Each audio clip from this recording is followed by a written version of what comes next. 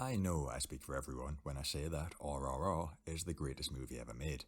Its compelling bromance, intense action, and banging music numbers aligned the planets in a Bill and Ted-esque fashion to cure my racism, and became the bright, shining beacon leading me away from the repetitive slew of mainstream Hollywood and towards the glorious gates of Indian cinema, kicking them wide open and allowing all of you to recommend me some great movies I otherwise wouldn't have given a chance.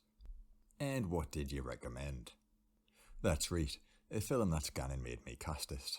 Lighter skinned guy is considered to be more attractive. Cheers, guys. I'd spent a month on a beach celebrating getting rid of my racism by making some extremely low effort videos about Disney's even lower effort TV series, and as soon as I get myself back into this YouTube game, it's straight back into being a terrible human being. Oh shit, here we go again. Bahubali, The Beginning, is part 1, as the name might have given away, of an Indian epic action series, which also has a sequel, animated series, and is potentially getting a Netflix spin-off in the near future. And I might not be too qualified to make this judgment because I only got a B in film studies at school, but it's canny good like. Spoilers ahead for anyone who wants to watch the film for themselves based on my glowing review.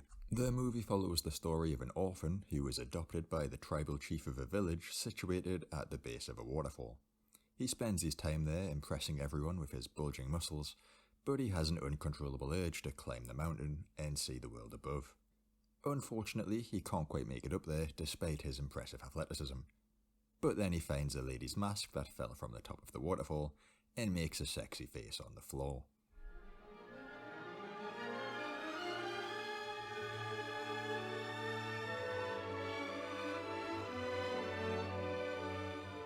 Hey, he's been stuck in the same village for 18 years with no internet access. At this point, any hole's a goal, even a gritty, disembodied one. Anyway, the extra horniness causes him to hallucinate a disappointing song routine, but it also gives him the motivation he needs to ascend the peak and track down the woman of his sandy-faced dreams. Then, in an unfortunate bit of Indian stereotyping, he proceeds to sexually harass her, undressing her, playing with her hair, and even covering her in his own blood. But it turns out she's into it. Remember guys, it's only sexual harassment if you're ugly. And Uppalapati Venkata Suryanarayana Prabhas Raju is one hunky piece of man meat. I do not care for hunky boys.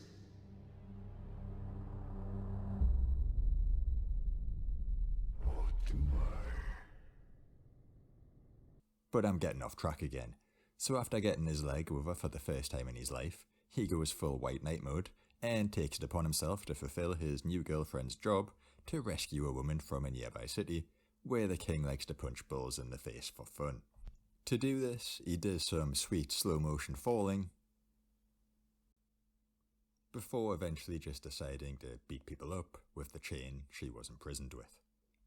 And that goes well, with them able to make their escape, until he gets caught out by some real Dick Dastardly level bullshit. But naturally, the evil prince wants him alive so he can monologue, which is a big enough mistake when you're facing a guy who swings people around as his own personal maces and snaps swords in two with his bare hands. And a huge mistake when he gets those hands on a sword of his own and some assault decapitates you.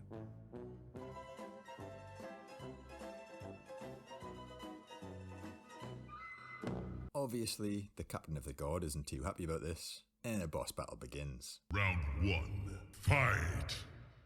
Siva goes for the L'Oreal hair swoosh special move. Because I'm worth it. And Katappa counters with the classic school disco knee skid, followed by lightly placing Siva's foot on top of his own head. A move that Cobra Kai fans have been dying to see for 4 seasons now. We all know why you really watch that show, but hey, we don't judge fetishists or perverts on this channel. If I did, I'd probably have no subscribers. Cheers for the 1k by the way, it's much appreciated. And I'm sure the tax man will be at my door any minute to take his share of the 9p a day I'm now raking in since I've been approved for monetisation. Anyway, long story short, it turns out the main guy is actually the son of a famous lord and champion of the people, the eponymous Bahubali. And we go back in time to see his story. And honestly, that one's even better than what we've seen so far. His parents are both dead, so from birth he's in a competition with his brother cousin for the throne to the kingdom, which will be decided by his mother aunt, who became queen instead of the king's biological brother that she was married to. Yeah, I don't fully get the family dynamic that's going on here. Anyway, through the subtlety of him saving his mother from a scorpion, taking the stings himself, and him eating with slaves, we can see he's a good lad, and he soon grows up to be a talented warrior who can shield himself from a barrage of arrows with just a sword and one arm behind his back. Naturally, the ladies love him, his mother adores him, and his brother takes out his frustrations by hitting rocks with a big mace. Albeit a pretty sweet mace with a retractable chain. Bahubali and his brother end up on a mission to capture a spy, which really just seems like an excuse to cram another song into the movie, none of which I really like, by the way. They weren't exactly bad, I just think I might have been spoilt by coming across an absolute banger in my first go with Nacho Nacho.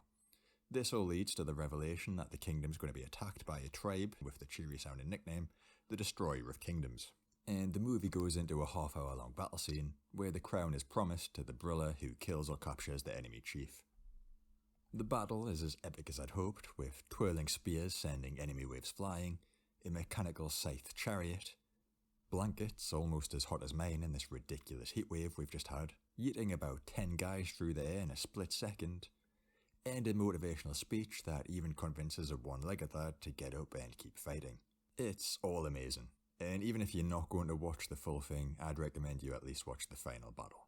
In the end though, Bahubali gets his boss kill stolen from him right at the end, but his mother decides to award the crown to him anyway, due to a teensy collateral damage mishap his brother had with charging his roto-scythe chariot straight into a wall of helpless hostages. So yeah, that's basically the first Bahubali, with a little hook for part 2 at the end, when the foot guy admits he killed the guy's dad that he was telling the story about.